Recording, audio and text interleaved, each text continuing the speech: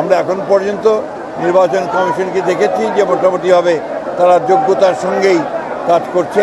যেন তারেক রহমানের পক্ষ থেকে আজকে এখানে আমরা দলের প্রতিষ্ঠাতা শহীদ প্রেসিডেন্ট জিয়া রহমান বীর উত্তমের মাজারে শ্রদ্ধাঞ্জলি অর্পণ করতে এসেছি।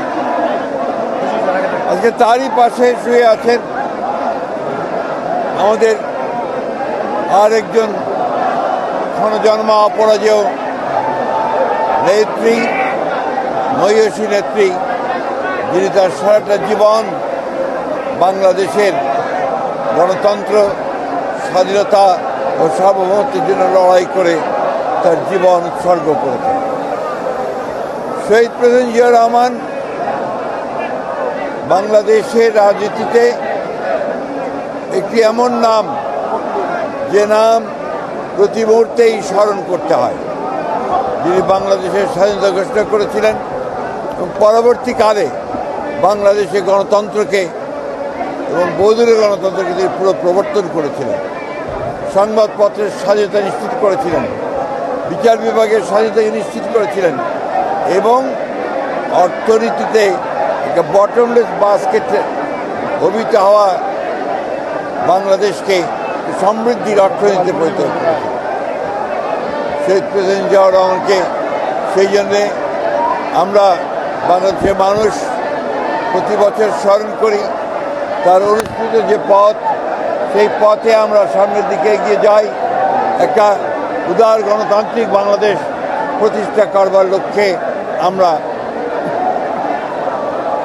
আরও দৃঢ়ভাবে শপথ গ্রহণ করি।